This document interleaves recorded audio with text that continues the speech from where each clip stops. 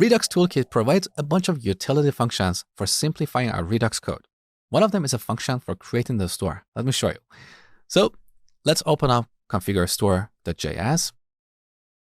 So this is how we create the store. We import the create store function from Redux and then use it like this. Now, Redux Toolkit also has a function for creating the store. That function wraps the create store function of Redux, but it also sets up some development tools that make our job easier. One of them is Redux Dev Tools. So if we use that function, we don't have to import this enhancer function and pass it over here to allow our store to talk to Redux Dev Tools. So that's one benefit. Another benefit is that we'll be able to dispatch asynchronous actions. For example, whenever we want to call APIs, we'll talk about this in the future. If we don't use the function that is provided by Redux Toolkit, we'll have to apply some middleware that would allow us to dispatch asynchronous actions. Again, we're going to talk about this in the future. But the point here is that if we use the create store function of Redux, we have to do all this setup manually.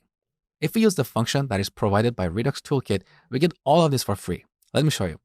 So we can remove this import statement on the top. We also don't need this enhancer.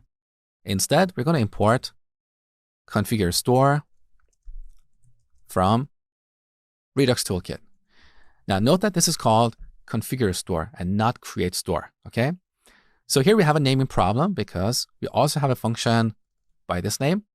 We can rename it to something else like configure app store, or we can make it an anonymous function. It doesn't really matter in this case. So here we call configure store. Now, instead of passing multiple arguments, we pass a configuration object. So let's delete all this code. We pass a configuration object. Here we specify our root reducer. So reducer, we set it to the reducer from the bugs module. We can simplify this by using the shorthand syntax. So delete, good. And we're done. So this configure store function would automatically set up our store to talk to Redux DevTools.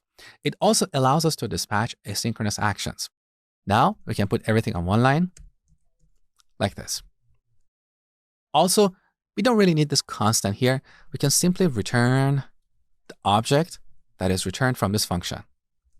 That is better. Clean and concise code. Next, I'm going to show you how to create actions with less boilerplate.